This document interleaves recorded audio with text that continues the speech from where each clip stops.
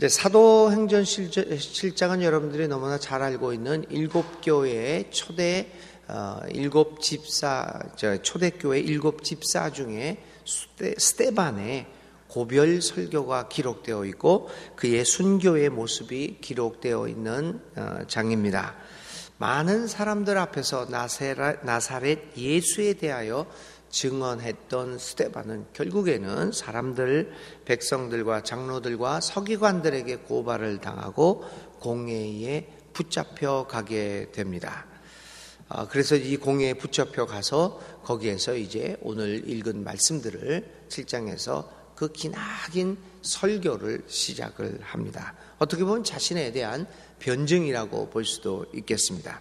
자, 스데반은 초대교회에서 우리가 잘 알다시피 최초의 순교자로 기억되고 있는 인물입니다. 그는 오늘 구약으로부터 시작하여 예수님에 이르기까지 하나님의 구원의 계획과 섭리를 체계적으로 정리해 놓은 이 죽기 전에 최초의 설교를 하고 있습니다. 사도행전은 6장과 7장에 거쳐 이 스데반의 긴 설교를 그대로 소개하고 있습니다. 결국은 이 설교를 인용하는 이유, 또 그 설교에서 이야기하고자 하는 것은 결국은 나사렛 예수가 이스라엘 백성들이 가장 존경하는 모세보다도 훨씬 더 뛰어난 분이었다라고 하는 것을 스데반과 이 사도행전 기록자는 구약에서부터 출발하여 구약을 인용해서 계속적으로 설명해내고 있는 것입니다. 그는 그의 죽음을 통하여 스데반 자신의 죽음을 통하여 예수님이 왜 죽었는가라고 하는 예수님의 죽음의 의미를 재확인시켰고요. 오늘 설교들을 통해서 이 설교는 후일 사도 바울의 회심에 아주 절대적인 영향력을 미쳤다라고 평가되기도 합니다. 자, 오늘 잠깐 이 스데반의 설교에 대해서 우리가 잠깐 살펴봅니다. 유대인들의 재판정에 서게 된 스데반은 이제 그들에게 자기의 믿는 바를 일목요연하게 정리하여 설교를 하고 있지요. 스데반의 설교는 결국은 예수 그리스도를 향한 것입니다. 구약에서부터 출발하여 유대인들의 역사에 나타난 하나님의 구원의 섭리 계획이 예수 그리스도에게서 완성되었다고 하는 겁니다. 여러분, 스데반의 설교뿐만 아니라 모든 이 신약에 있는 내용들은 예수 그리스도를 향하고 있습니다. 오늘 우리들의 믿음의 중심은 다른 어떤 것이 아니라 그리스도입니다. 예수 그리스도가 우리의 믿음의 중심이 되어야 합니다. 제가 이런 이야기를 하면 여러분들은 아마 속으로 반문할 것입니다.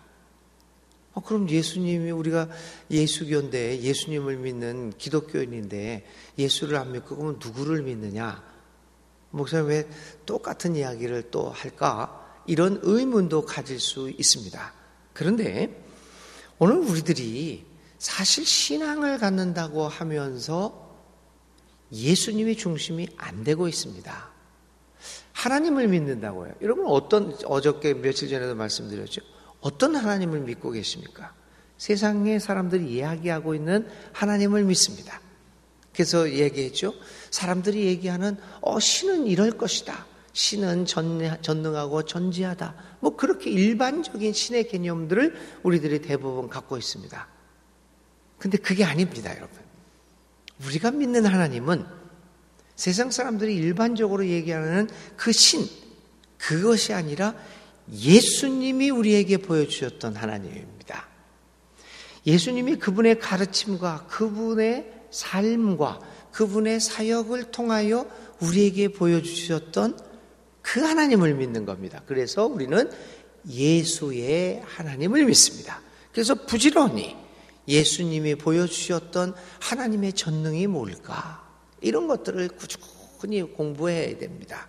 그리고 그 우리의 신앙을 예수님을 중심으로 해서 교정을 시켜야 되겠죠. 또 다른 예를 들어볼까요? 성령, 영의 작업들. 영의 작업들이, 영이 일하는 것들 굉장히 많습니다. 세상 사람들도요, 귀신도 알고요, 뭐 희한한 신비스러운 일들이 일어난다는 것, 예수님을 믿든 안 믿든 다 알고 있습니다. 병도 낫습니다.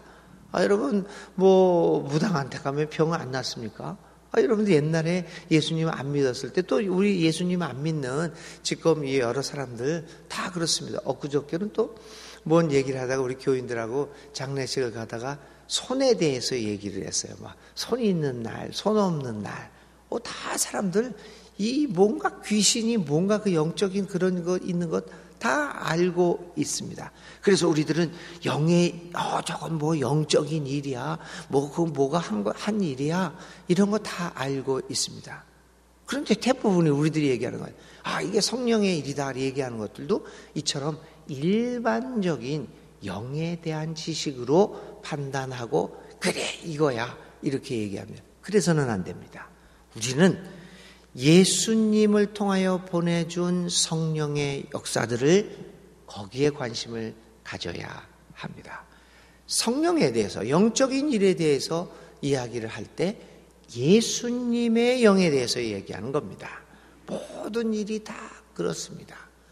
예수님을 중심으로 예수님으로부터 출발되어 예수님으로부터 돌아오는 이 신앙에 대한 생각들이 기독교 신앙입니다.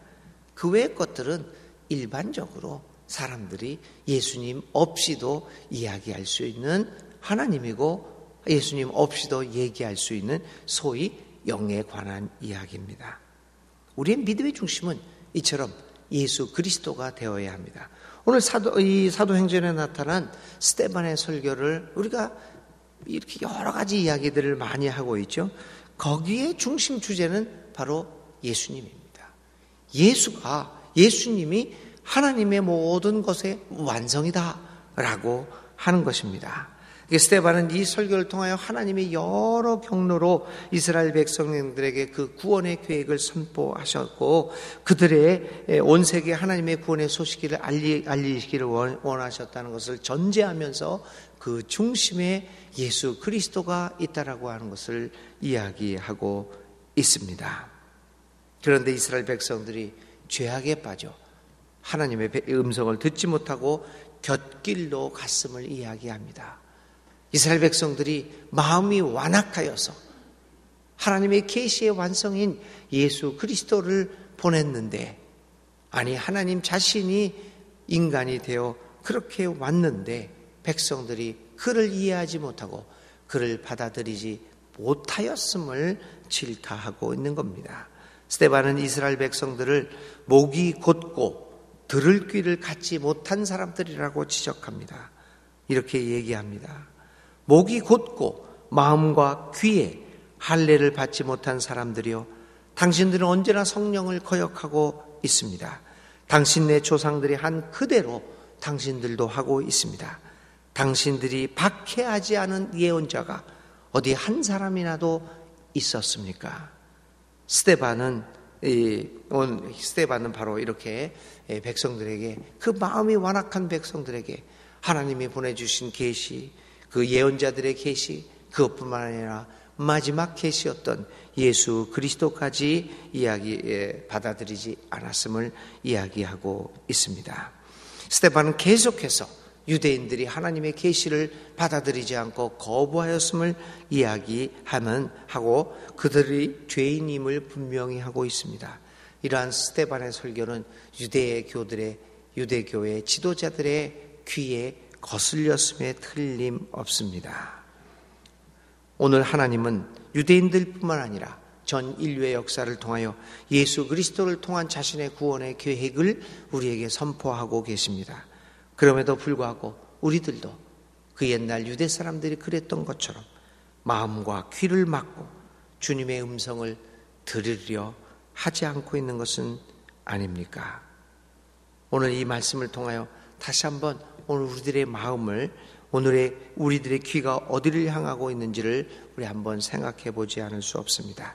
특별히 오늘 말씀 중에는 출애굽 후에 이스라엘 백성들이 하나님과 계약한 관계를 맺기 위해서 모세가 고군분투하는 내용을 나와 있습니다.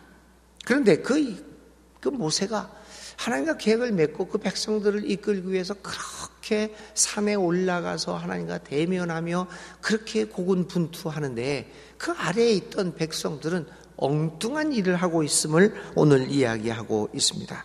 하나님께로부터 언약의 말씀을 받기 위해 시내산에 올라가 있는 동안에 이스라엘 백성들은 모세로부터 소식이 오지 않자 그 시간을 견디지 못하여 아론에게 자신들을 인도할 신들을 만들어 달라고 하는 그 내용이 오늘 스데반 설교에 나타납니다. 교우 여러분, 약속에 대한 신의와 믿음은 우리 관계에 있어서 매우 중요합니다.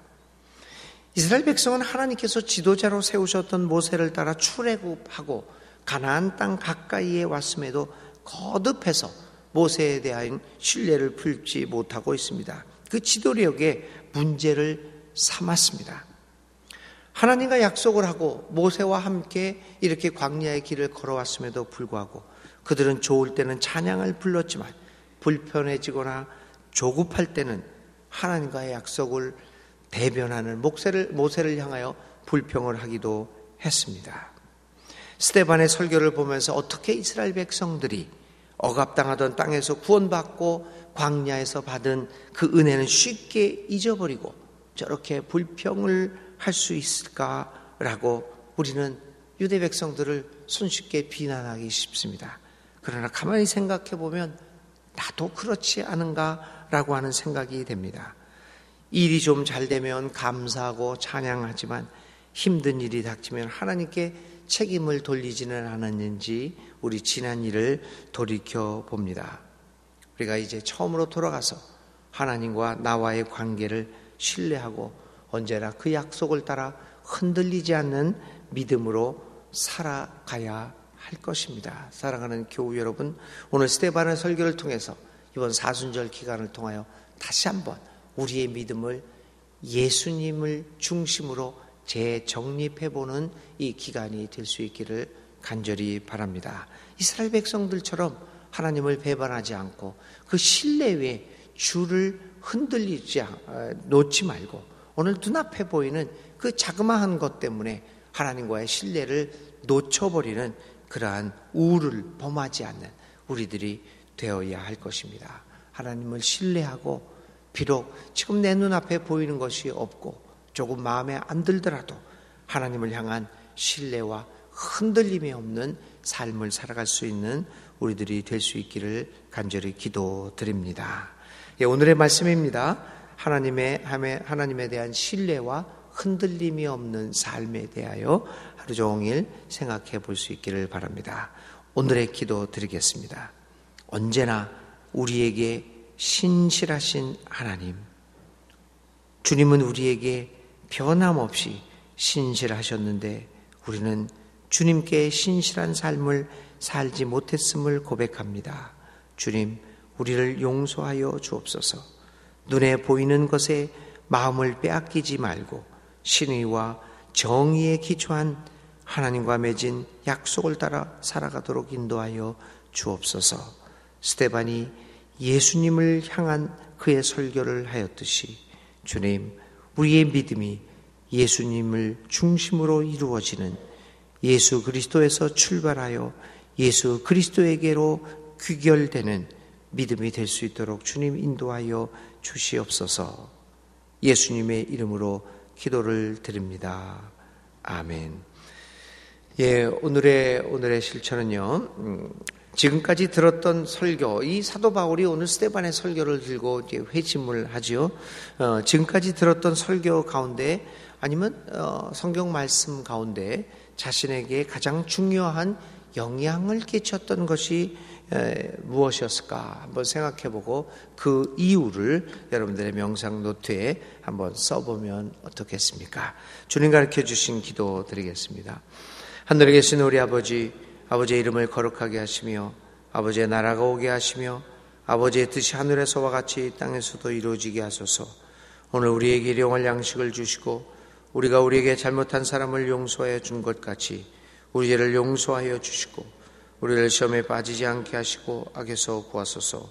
나라와 권능과 영광이 영원히 아버지의 것입니다. 아멘.